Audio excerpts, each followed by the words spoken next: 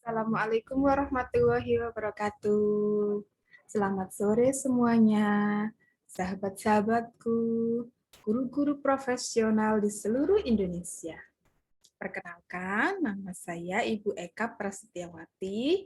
Saya mengajar di SMK Islam Nusantara Comal, tepatnya di Jalan Raya Sidoarjo Comal, kilometer 3, Pemalang. Pada kesempatan kali ini, saya akan menjelaskan tentang materi bahan ajar Bahasa Indonesia kelas 10, yaitu tentang puisi lama dan puisi baru. Berikut adalah materi yang akan kita bahas pada kesempatan kali ini. Yang pertama, contoh-contoh puisi lama adalah pantun. Pantun ini merupakan salah satu warisan nenek moyang. Pantun ini berkembang hingga sekarang. Pantun ini tumbuh dan berkembang dalam budaya masyarakat. Pantun sering digunakan untuk sambutan, ceramah, dan khotbah sehingga menarik. Ini menurut Gawa ya, dalam bukunya tahun 2009. Kemudian, pantun merupakan satu di antara karya sastra yang masih populer hingga saat ini. Jadi pantun adalah jenis puisi lama yang tiap baitnya terdiri atas 4 baris, serta memiliki sampiran dan isi. Menurut KBBI, pantun adalah bentuk puisi Indonesia, tiap baitnya biasanya terdiri atas 4 baris yang bersajak api-api. Ciri-ciri pantun, yang pertama adalah setiap baris terdiri atas 8-12 suku kata. Yang kedua, setiap bait terdiri atas 4 baris. Berikutnya, 2 baris pertama itu 1 dan 2 merupakan sampiran. Sedangkan 2 baris berikutnya, 3 dan 4 merupakan isi pantun. Sampiran dan isi pantun tidak selalu saling berkaitan. Sampiran dan isi pantun ini membentuk persajakan atau rima akhir api-api. Sajak dalam pantun bisa berupa sajak sempurna yang perulangan suku katanya sama.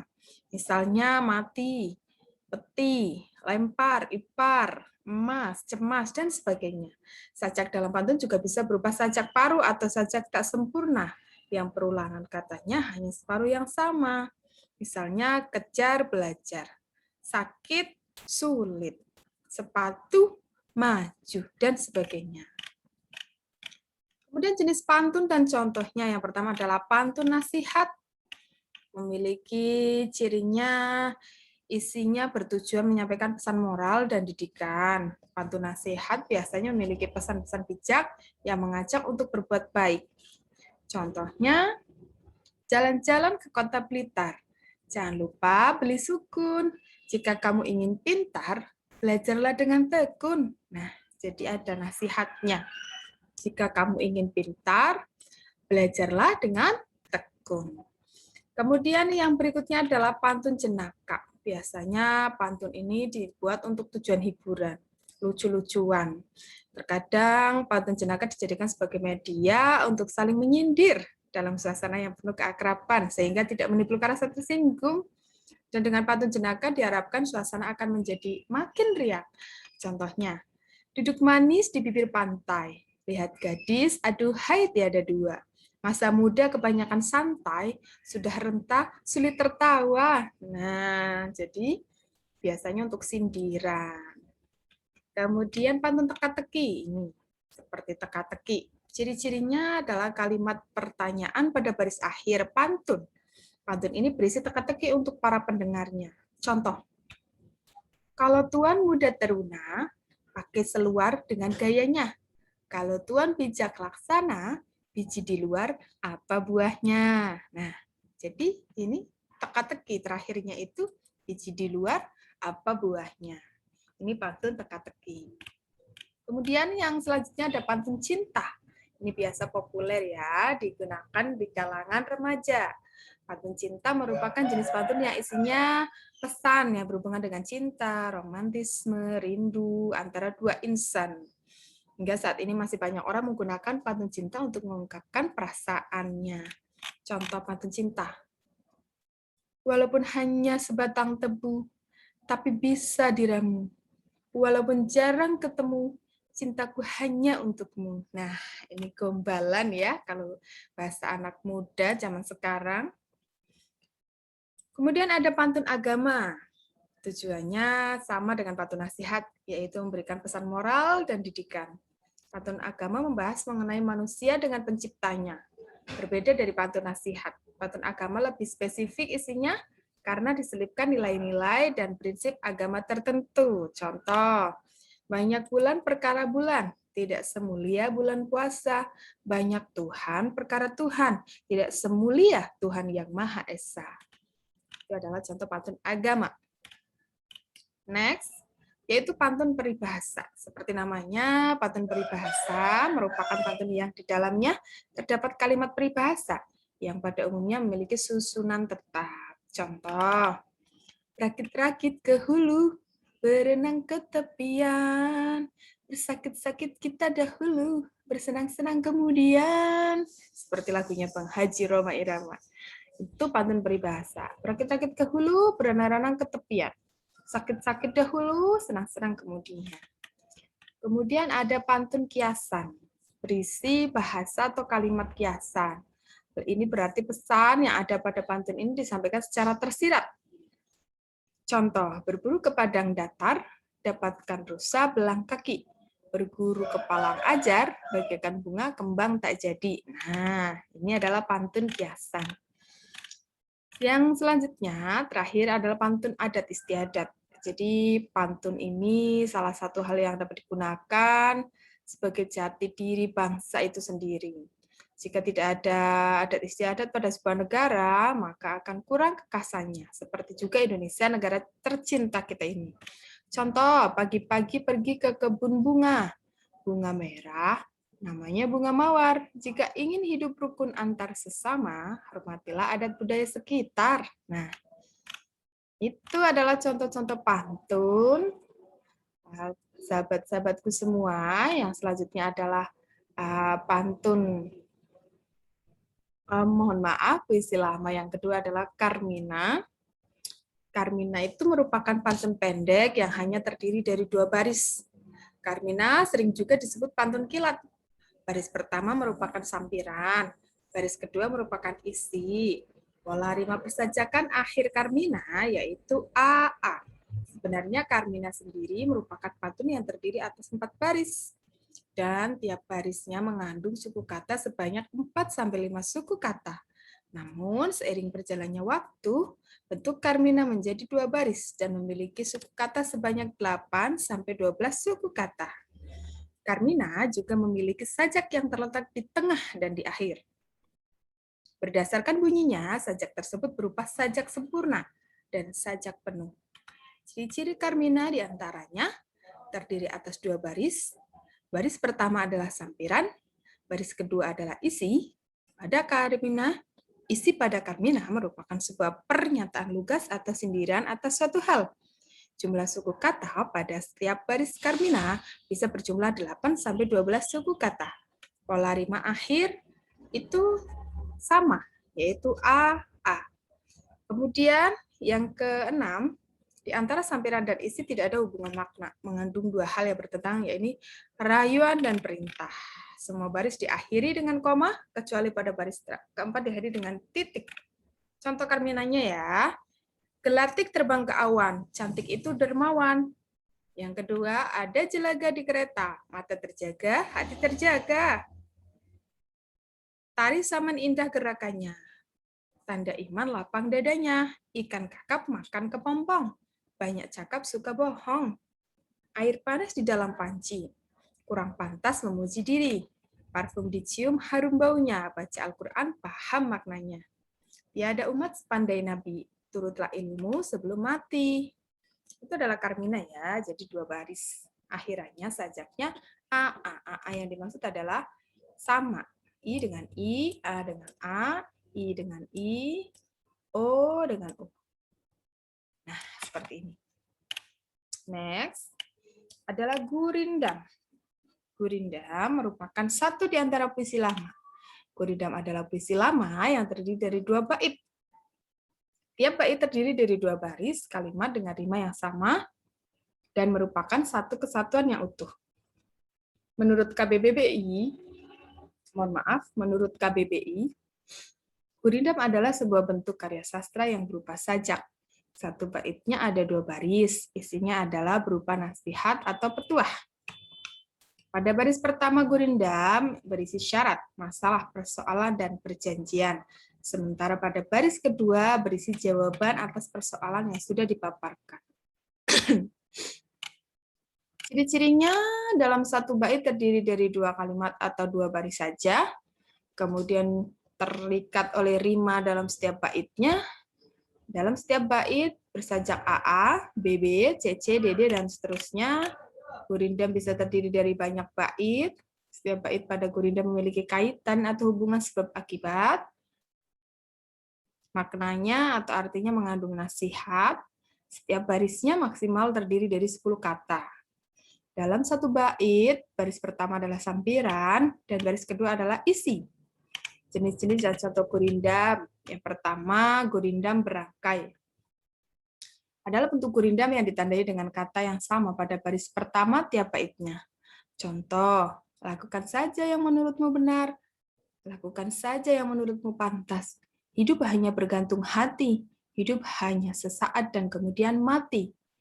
Kemudian ada gurindam berkait. Adalah gurindam yang ditandai dengan adanya keterkaitan antara bait pertama dengan bait-bait seterusnya. Contoh, siapa tak ingin sesat dunia akhirat, maka cepatlah taubat sebelum terlambat. Tapi siapa yang lekas bertaubat sebelum kiamat, maka didapatlah itu yang namanya selamat. Nah, itu adalah gurindam, isinya nasihat. Berikutnya adalah syair. Pantun lama, ya. Ada syair, puisi lama. Yang keempat, syair. Merupakan bentuk karya sastra Indonesia lama yang berasal dari Persia atau Arab. Syair memiliki karakteristik sendiri. Ada beberapa ciri-ciri syair yang mudah dikenali menurut KBBI. Artinya, puisi lama yang tiap-tiap bait terdiri atas 4 baris, mempunyai akhir bunyi yang sama. Nah, unsur-unsur syair, ada unsur intrinsik syair, yang pertama tema, yang kedua perasaan, yang ketiga nada, yang keempat amanat. Unsur ekstrinsik syair, latar belakang kehidupan penyairnya, pendidikan penyair, latar belakang budaya dan sosial, adat atau kebiasaan masyarakat setempat. Ciri-ciri syair terdiri atas 4 baris, ya. Itu bisa terdiri dari beberapa bait. Namun di tiap baitnya syair harus terdiri dari 4 baris. Contohnya, berhentilah kisah Raja Hindustan. Baris 1, tersebutlah pula suatu perkataan. Baris 2. Abdul Hamid Syah Paduka Sultan. Baris 3. Duduklah baginda bersuka-sukaan. Baris 4. Kemudian tiap baris terdiri dari 4 sampai 6 kata. Tiap baris terdiri atas 12 suku kata. Semua baris adalah isi. Contohnya, bermula kisah kita mulai. Zaman dahulu, zaman bahari. Asal mulanya sebuah negeri. Timbulnya kerajaan raja di candi. Raja pertama Empu Jatmikah, putra tunggal Mangkubumi dengan Sitirah. Asal negeri Keling di tanah Jawa. Mangkubumi saudagar kaya, kerabat raja yang bijaksana. Putra seorang elok rupanya, Empu Jatmikah konon namanya. Kemudian ciri yang berikutnya adalah memiliki syair, berisi cerita atau pesan. Kemudian jenis syair, ada syair panji, syair romantis, syair kiasan, syair sejarah. Contoh syairnya ada syair Burung Nuri karya Sultan Badarudin.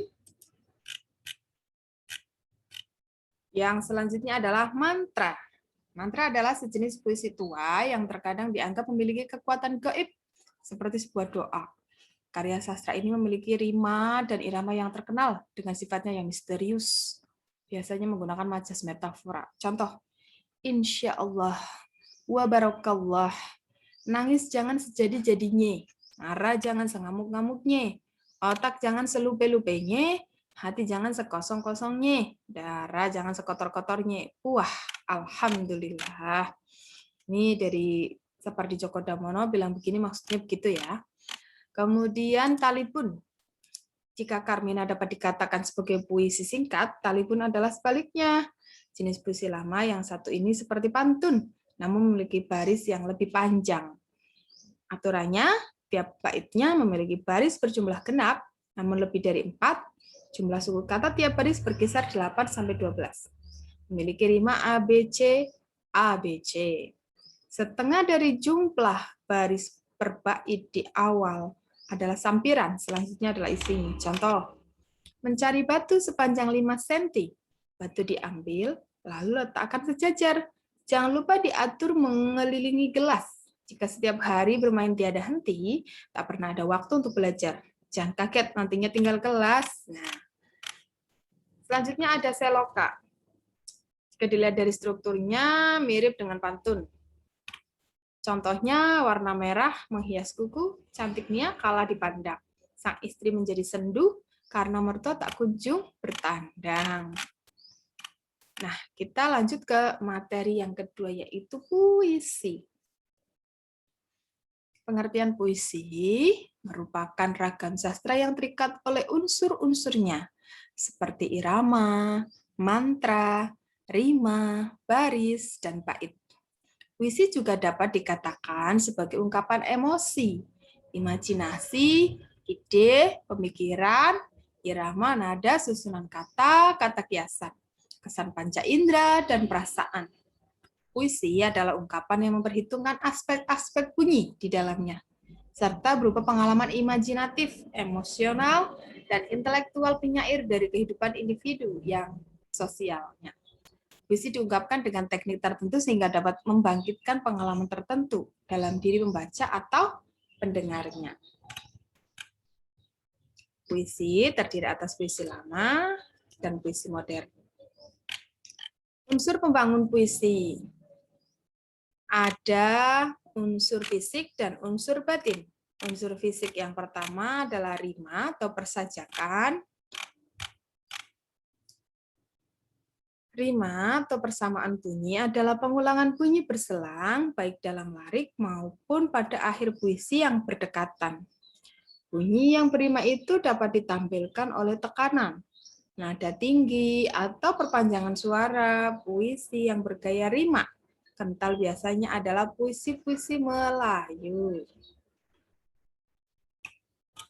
Jenis-jenis rima berdasarkan bunyinya, yang pertama ada rima sempurna, yang kedua rima tak sempurna, yang berikutnya rima berdasarkan letak kata-kata dalam baris. Ada rima awal, pemuda, pemuda. Pemuda kaulah harapan bangsa, pemuda jangan suka berpangku tangan. Rima tengahnya, kaulah, pemuda, kaulah harapan bangsa, pemudi kaulah. Jadi ini rima tengah, kaulah, kaulah. Rima akhir itu ada di akhir. Contoh, tolong menolong umpama jari, bantu-membantu setiap hari, bekerja selalu berlima diri. Itulah misal Tuhan memberi. Jadi ini jari, hari, diri, memberi. Nah, yang kedua adalah diksi. Apa itu diksi? Merupakan pemilihan kata yang dilakukan oleh penyair untuk mengekspresikan gagasan dan perasaan-perasaan. Fungsi diksi itu merupakan sarana yang menghubungkan membaca dengan penyair. Ciri-cirinya, tepat dalam pemilihan kata untuk dapat mengungkapkan gagasan. Dapat digunakan untuk membedakan secara tepat nuansa makna serta bentuk yang sesuai dengan gagasan. Menggunakan pembendaharaan kata yang dipunyai masyarakat. Kemudian, selanjutnya adalah syarat diksi. Ada 2 persyaratan yang harus dipenuhi dalam memilih kata, yaitu persyaratan ketetapan dan kesesuaian. Nah, unsur fisik yang ketiga dari puisi adalah gaya bahasa. Salah satu keindahan puisi terletak pada gaya bahasanya. Yang pertama adalah majas perbandingan. Di sini ada simile, pengungkapan dengan membandingkan eksplisit yang dinyatakan dengan kata depan dan penghubung. Contoh, kau umpama air, aku bagai minyaknya. Kau umpama air, aku bagai minyaknya. Bagaikan Kais dan Laila yang dimabuk cinta, berkorban apa saja. Kemudian ada metafora, membandingkan suatu benda dengan benda lain yang sifatnya sama. Contoh, cuaca mendung karena sang raja siang enggan menampakkan diri. Cuaca mendung itu mendung, raja siang itu matahari. Jadi sama saja. Matahari tidak menampakkan diri, itu sama saja dengan mendung. Yang selanjutnya adalah sinestesia, majas yang berupa suatu ungkapan rasa dari suatu indera yang dicurahkan lewat ungkapan rasa indera lainnya. Contoh dengan telaten, ibu mengendus setiap mangga dalam keranjang dan memilih yang berbau manis. Bau itu kan indera penciuman. Manis itu indera pengecapan. Jadi pertukaran. Kemudian litotes. Ada hiperbola, personifikasi, eufemisme, disfemisme, asosiasi. Selanjutnya adalah majas sindiran. Majas sindiran itu ada ironi, sarkasme, sinisme, dan satire. Kemudian ada majas penegasan, ada pleonasme, repetisi, klimaks, antiklimaks. Selanjutnya adalah majas pertentangan, yaitu ada paradoks dan antitesis.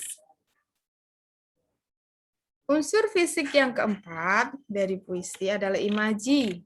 Imaji atau citraan itu rangkaian kata yang mampu menggugah pengalaman keinderaan, membentuk gambaran angan-angan. Jadi ada imaji atau image ya.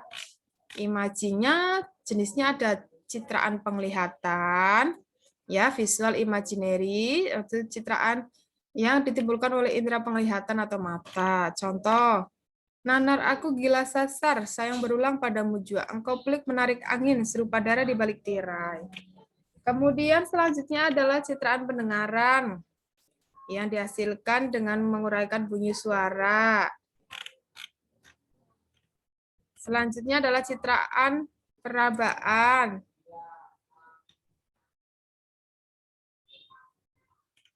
Contoh, kapuk randu, selembut tudung cendawan, kuncup-kuncup di hatiku, pada pengembang bermekahan. Yang keempat adalah citraan penciuman. Citraan penciuman adalah citraan yang berhubungan dengan kesan atau gambaran yang dihasilkan oleh indera penciuman. Citraan ini tampak saat kita membaca atau mendengar kata-kata tertentu. Contoh, 23 matahari bangkit dari pundakmu, tubuhmu menguapkan bau tanah. Citraan pencecapan atau gustatori. Ada citraan gerak, gambaran tentang sesuatu yang seolah-olah dapat bergerak. Kemudian, unsur fisik yang kelima adalah perwajahan. Perwajahan merupakan bagian dari wujud visual puisi, yaitu bisa seperti ini ya. Jadi wujud visualnya puisi itu seperti ini. Ini adalah perwajahan. Atau seperti ini, maut ya. Ini adalah perwajahan. Kemudian yang selanjutnya adalah struktur batin. Kalau tadi sudah struktur fisik, sekarang struktur batin. Struktur batin yang pertama adalah tema. Tema merupakan gagasan pokok yang diungkapkan penyair dalam puisinya. Tema berfungsi sebagai landasan utama penyair dalam puisinya. Tema itu yang menjadi kerangka pengembang sebuah puisi. Jika landasan awalnya tentang ketuhanan, keseluruhan struktur puisi tidak lepas dari ungkapan-ungkapan eksistensi Tuhan. Contohnya ini puisi doa, ya. Kemudian karya Amir Hamzah. Yang kedua adalah perasaan. Puisi merupakan karya sastra yang paling mewakili ekspresi. Ya, kemudian cara penyair mengekspresikan itu dengan kata-kata yang sangat mempengaruhi perasaan. Kemudian yang ketiga ada nada dan suasana. Dalam menulis puisi, penyair mempunyai sikap tertentu terhadap pembaca, apakah dia ingin bersikap menggurui, menasihati, mengejek, menyindir, atau hanya menceritakan sesuatu kepada pembaca. Sikap penyair kepada pembaca ini disebut nada puisi. Adapun suasana adalah keadaan jiwa pembaca setelah membaca puisi itu. Suasana merupakan akibat yang ditimbulkan puisi terhadap jiwa pembaca. Contohnya puisi Ibu, karya Zawawi Imron. Yang terakhir adalah amanat. Amanat yang hendak disampaikan oleh penyair dapat ditelaah setelah kita memahami tema, rasa, dan nada puisi itu. Tujuan amanat merupakan hal yang mendorong penyair untuk menciptakan puisinya. Jadi amanat itu tersirat di balik kata-kata yang disusun dan berada di balik tema yang diungkapkan. Biasanya itu amanat yang hendak disampaikan oleh penyair mungkin secara sadar berada dalam pikiran penyair. Namun lebih banyak penyair tidak menyadari amanat yang hendak diberikan dalam puisinya. Dalam karya sastra, biasanya pengarang menggunakan bahasa yang mengandung makna-makna idiomatik seperti pepatah, peribahasa, dan majas. Itu yang bisa saya sampaikan. Jadi kita sudah belajar tentang puisi lama dan puisi baru. Puisi lama tadi pantun. Ini adalah bahan ajar yang sudah saya buat. Ini karya saya sendiri, Eka Prastiawati. Ya, ini modul bahasa Indonesia untuk SMK kelas 10. Ini materi tentang kesastraan. Puisi lama. Kemudian saya sisipkan puisi yang baru juga. Ini adalah daftar isinya. Jadi ada pembahasan sampai evaluasi dan daftar pustaka. Total halamannya ada 39. Ya, mungkin itu saja yang bisa saya sampaikan. Semoga bermanfaat. Kemudian setelah ini masih ada waktu sedikit, jadi saya akan menyampaikan tentang cara menulis puisi.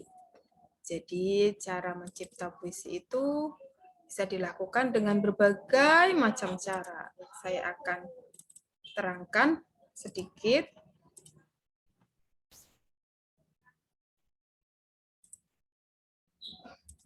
Mencipta puisi.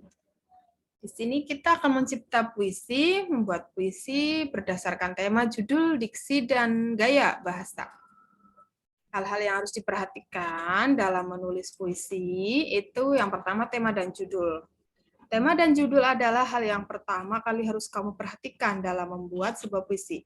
Tema dan judul yang pas bisa memudahkan para pembaca untuk memahami maksud dari puisi tersebut. Pilihlah tema yang benar-benar menarik dan selanjutnya tentukan judul yang berhubungan dengan tema tersebut. Macam-macam tema yang biasanya dipilih orang atau penyair untuk membuat sebuah puisi ada ketuhanan, kemanusiaan, patriotisme, cinta tanah air, cinta kasih, keadilan sosial, budi pekerti, perjuangan, kritik sosial, demokrasi, persahabatan, kebencian, keindahan, kesedihan, kebahagiaan, ataupun tema tentang alam dan lingkungan.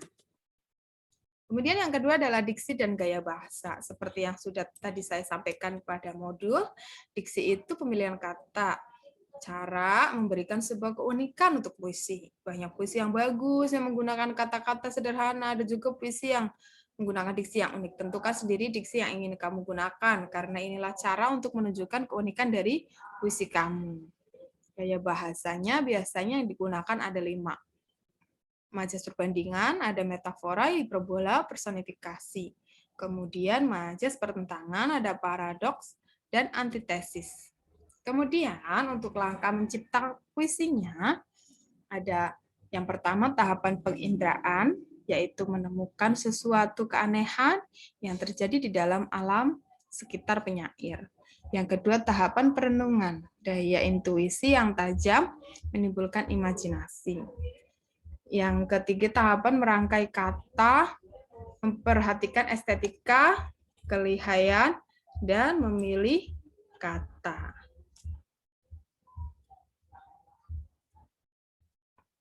Kemudian, itu adalah langkah mencipta puisi. Terima kasih atas waktu yang sudah diberikan. Semoga bermanfaat. Semoga bisa menjadi gambaran tentang materi puisi lama dan puisi baru. Itu saja, terima kasih. Nah, saya akhiri. Wassalamualaikum warahmatullahi wabarakatuh.